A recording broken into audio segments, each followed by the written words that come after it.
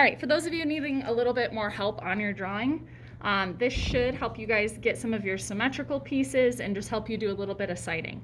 So what I want to avoid is kids saying, okay, yeah, there's a top on it and a little bulb down here.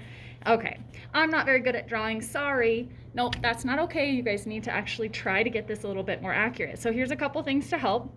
First thing that I do is I make an axis line. And that's basically taking a line and dividing it right down the middle, because we know this is a symmetrical piece. And so if I kind of mark off my height here, and again, this is not matching it completely. It doesn't have to, you just want to make it a little bit more to scale. Okay, so if I'm looking at this piece right here and I'm getting the bulb area, if I were to divide this in half from the height, so from top to bottom, if I were to divide this in half, that little bulb, the widest part, is a little bit higher than half. So I'm going to take my line, no matter the length, and I'm just going to divide it in half. I'm going to go a little bit higher, and I know that that's about where that bulb is right here. To make sure that it's symmetrical, I'm going to measure that distance from the middle, and this is where the axis line comes in, and then I'm going to mark where my thumbnail hits. So I know that this distance is the same as this distance. You could use a ruler, it takes a little bit longer.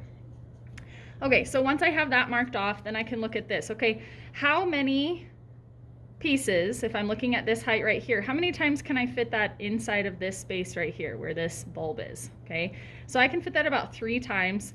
So if I'm dividing this out, I just kind of divide it into 4s. Okay, so I know that the lip is going to end about right here, so I'm just making a little mark for that. I'm going to do a little bit darker so you guys can see it on the screen here. And then where I'm looking at this one right here, okay, if I were to divide these 2 pieces, that's about 1/3 of the way down. So I'm going to mark it right here. So now I can start getting an outline of the shape. And then when I look at that, if it looks completely off, then I can change it a little bit. Now, if you're struggling getting this area, making sure that this is symmetrical, measure from here to here. It looks a little bit off. So I'm going to measure mine. Okay, so it's a little bit, needs to be a little bit wider right here. I'm going to bring that up. And so that way I can measure this distance compared to this distance and making sure that I'm getting those pieces on there. Okay, so I'm just doing this all really lightly in case I want to change it, because looking at this now, this is a little bit more straight up and down. So I need to adjust that angle so it matches the shape a little bit more. Okay, same thing here. If I'm looking at where this lip ends, if I draw a line vertical, it needs to be on the inside here. So I know that this needs to take up this space, and if I want to measure it out, I'm going to measure from the side, making sure that my lines are matching up.